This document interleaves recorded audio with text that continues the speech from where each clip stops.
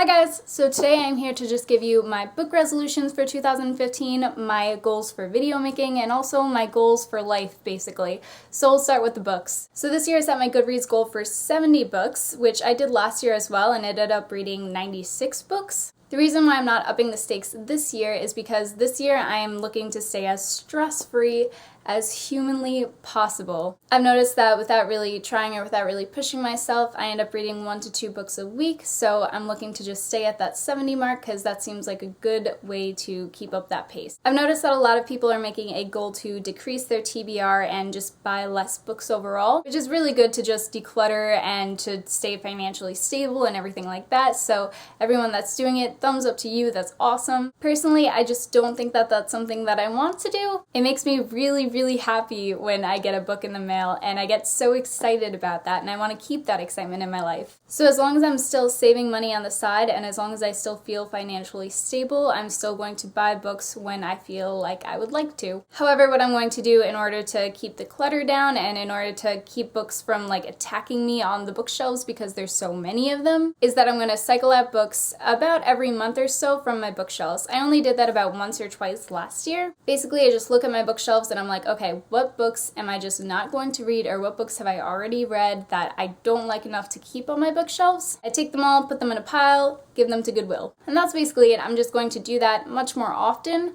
That way I keep the clutter down, but I always have something new on my TBR that I'm excited about. The next 3 things I basically already did last year, but I just want to keep them up this year and maybe do them more often. The first one is this journal. Now, every time that I read a book, I would write down my thoughts in this journal. For example, for If I Say by Gail Forman, whenever I felt the urge to write something while I was reading, I would write it down in a bullet point form over here. And then once I was done with the whole novel, I would jot down all my thoughts over here. This is something that I love doing because I always had this journal on me while I was reading. And if I was just like, oh my god, or I can't believe that happened, or like, oh my god, this dialogue right now, I would put it in a bullet point, and I really like doing that. I also really like writing out my thoughts as soon as I'm finished reading a book, because often you don't do that, and then often you forget a lot of the times what you enjoyed about the book. I really like that I have this to look back on, because half the time I don't even remember what I read. I stopped using this journal at about September of 2014, so I was 3 months away from doing it for the whole year. That makes me so sad, and I want to use it for this entire year of 2015, and hopefully I do that. Another thing that I did last year to track my reading was to jot it down on a physical calendar. So beside my bed, I had this cupcake calendar this entire last year.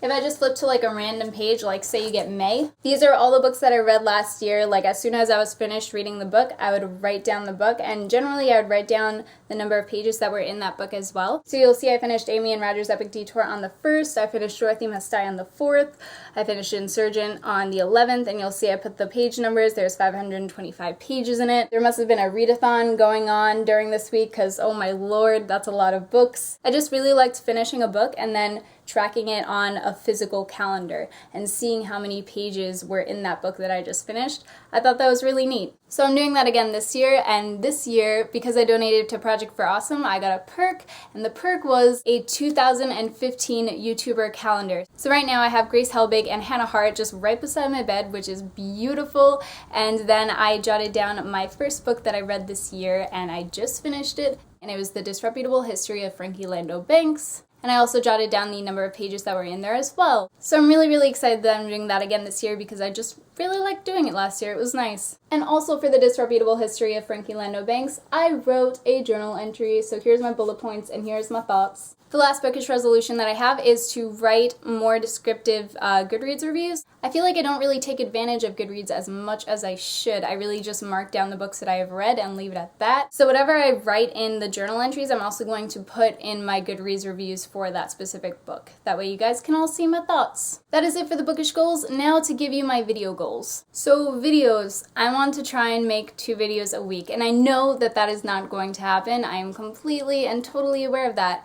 However, However, I want to give myself that much time to focus on the creative projects that I want to make. I want to make so many different kinds of videos that it's a little ridiculous to assume that I'm going to make one video a week or even less than that. I want to give out booktuber recommendations. I want to do genre recommendations. A lot of people have been wanting me to do memoir recommendations or children's fiction recommendations, and I definitely want to do that for you guys. I want to continue some of the series that I started in 2014, like recently read and currently reading and what you don't know and author discussion videos. And I also want to do document your life videos every month, or not every month, but the months that I think that I can. I made one document your life video in 2013, and that is the video that I look back on the most because I love seeing what I was doing. And that's really it. I just want to make more content, and it makes me happy making more content, so I would like to continue that. Life goals for this year. So the first one, I want to get my tattoo. I've had the same tattoo idea from the beginning of high school to now. I'm now almost finished with my associate's degree, and since that specific tattoo idea hasn't changed for me, I feel comfortable enough getting it. So that's what I plan on doing this year. I'm setting a goal to travel 5 times, and this isn't something that I want to consciously think of, but I want to look back next year and just see how many times I've traveled and see if I got to that point. I would also like to revert to being a tea person, and this is something that I'm going to think consciously about. I'm one of those people that has their cup of coffee every single morning. And for the past 2 to 3 weeks, I've been consciously just drinking a cup of tea instead of drinking coffee, and I feel so much better. Physically, I just feel less fatigued. Mentally, I feel more charged, and I would like to continue that. My body is just responding well to that, I think. And then the last one is just the topic of this entire video, basically, and that is just to stress out less. So I want to pick up different hobbies that'll make me stress less.